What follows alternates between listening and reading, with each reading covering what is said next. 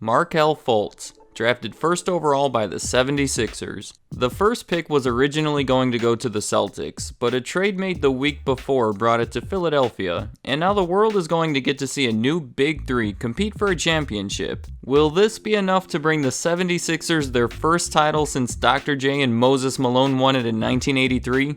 Probably not. Let's be realistic here. While Golden State's around, the chances don't look good for anyone else. But this question got me thinking.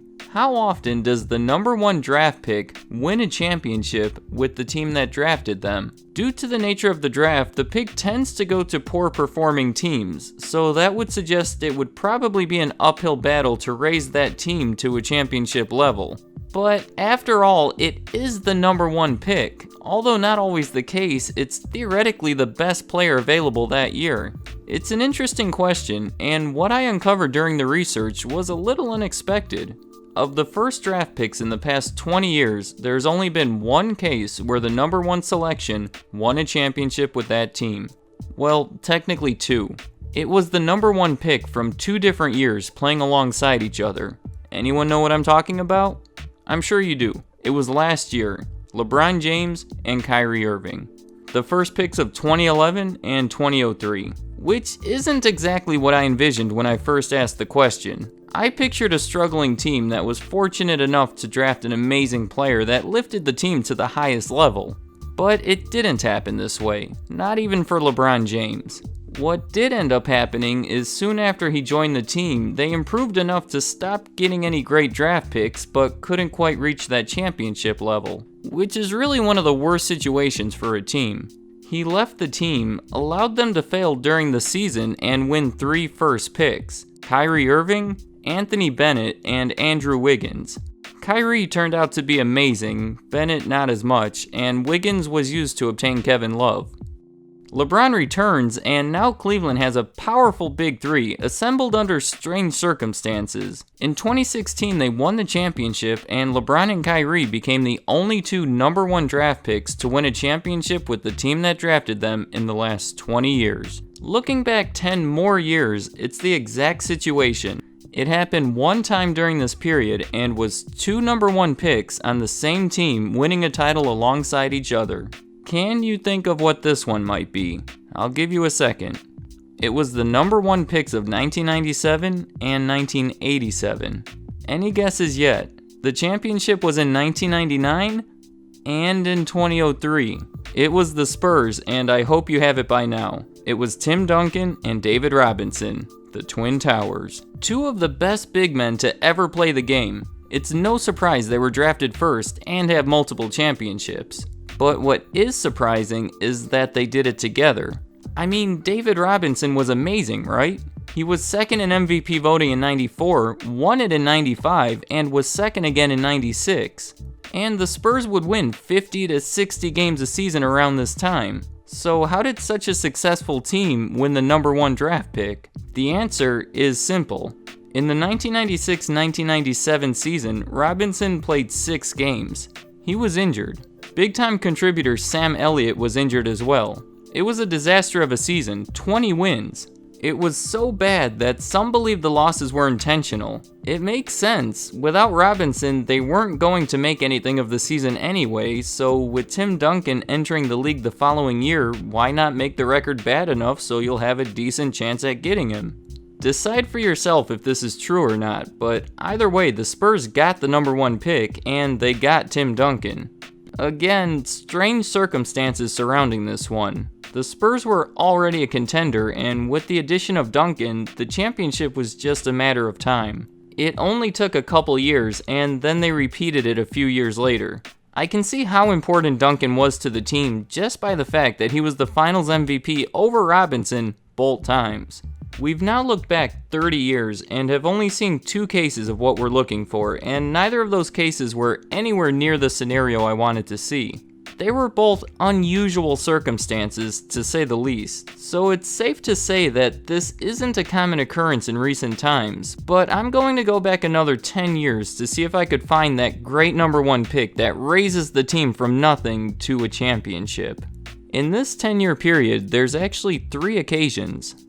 The first one was drafted in 1984 and won it all 10 years later, and the year after that. Hakeem Olajuwon on the Houston Rockets. 29 season wins the year before gave them the number 1 draft pick. They passed on Michael Jordan and figured Hakeem was the way to go. Not the best decision, but lucky for them, there was no bad choice. And this is the exact scenario I've been searching for the whole time. He instantly helped improve the team, had some ups and downs, but after 9 years, led them to a championship. 2 of them, back to back. The team picked up some nice additions along the way. Kenny Smith, Robert Horry, Vernon Maxwell, but the entire time, Hakeem was the center of it all, literally. When people look back at these 2 championships, they're not incredibly impressed. After all, they were right in the middle of 3 Bulls championships on each end, and it was during Jordan's absence. But I don't think the Rockets get enough credit. They built a championship-level team around a fantastic number 1 pick, and after 9 years of trying, everything came together.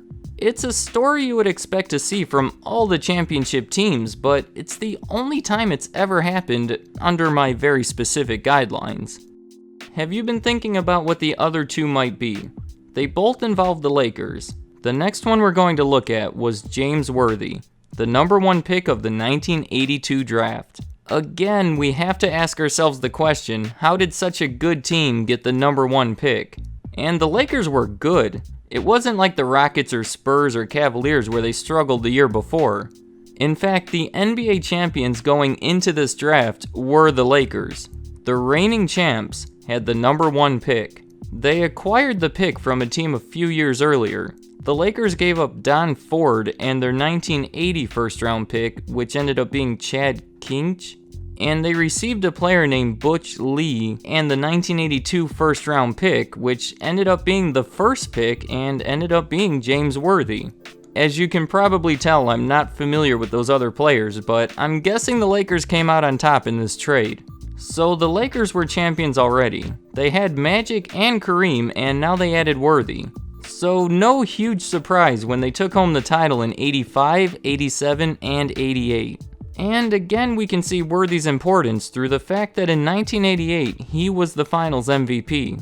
Current champions winning the first pick. Certainly sounds like unusual circumstances once again. The last one of this 10-year period was Magic Johnson himself. He was drafted in 1979, not over Bird by the way. Bird was chosen the year before and still played another year in college. And the reason Bird isn't on the list is because he wasn't chosen first. Magic didn't take a struggling team and bring them to championship level, but he did take an average team and bring them to championship level. Kareem had been on the Lakers for a while and brought them moderate success, but it wasn't until Magic joined the team where they rose to that level, winning the title in his first year, and then in 1982, 85, 87, and 88. And he was the finals MVP for 3 of the 5, including the one from his rookie season. Any further back than this, the NBA becomes hard to relate to today's game, so I'm not going to look back any further. Plus, I found exactly what I was looking for in Hakeem, but I will mention a couple notable cases of the first pick winning a championship with that team. In 1974, Bill Walton was drafted first by the Trailblazers, and in 1977, the Trailblazers won the title. And in 1969, the Bucks drafted Lou Alcindor as the number 1 pick and won the championship 2 years later. All the way back in 1958, Elgin Baylor was drafted first overall by the Lakers and experienced basically a decade of losing in the finals against the Celtics before finally winning it all in 1972. It was alongside Wilt Chamberlain, Jerry West, and oddly enough, Pat Riley. Aside from the 76ers, there's a few other number 1 picks that currently play on the team that drafted them. Let's not forget that Kyrie and LeBron are still together on the Cavs and have potential to win it again. Blake Griffin is still on the Clippers, and despite early elimination in the playoffs year after year, he has a good team surrounding him and some championship potential. John Wall remains on the Wizards and were some people's pick for being in the finals last year, so there's something to keep an eye on. Anthony Davis is on the Hornets, a team that hasn't been all that successful in the last few years, but recently added DeMarcus Cousins, so another team to watch. And finally, Karl Anthony Towns has been playing with another number 1 pick in Andrew Wiggins and will soon be playing with Jimmy Butler. The way I see it, in all these cases, there's at least a small chance at a championship. My conclusion after all this is that the number 1 pick doesn't bring the championship to the team nearly as much as you might expect. And when it does happen, it's usually surrounded by strange circumstances.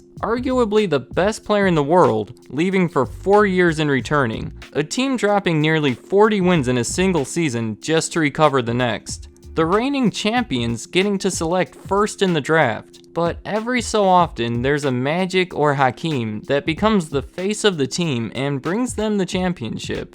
So back to today. 76ers have chose Markelle Fultz as the number 1 pick, 1 year after choosing Ben Simmons as the number 1 pick. Not even looking at the current teams in the NBA, but just going by the history of the first picks, a championship doesn't look promising. But I will say that 3 of the 5 times it's happened in the past 40 years, it was 2 number 1 picks playing together. LeBron and Kyrie, Duncan and Robinson, and Magic and Worthy. I'm not so sure if Simmons and Fultz could live up to those duos, but it's still early. There was a wide variety of topics discussed in this video, so let me know in the comments any thoughts you have on any of it. And let me know what you think of the 76ers Big 3. Do they have the potential to win a championship? Probably not this year or the next, but these are young players that have a long career ahead of them. And things have been moving in the right direction for the team. It took Hakeem 9 years to do it, so maybe sometime in the future they'll be added to this list. I'd like to hear what you have to say. Thank you for watching. If you like this video and want to see more in a similar style, be sure to subscribe by clicking the logo so you know when I upload a new one.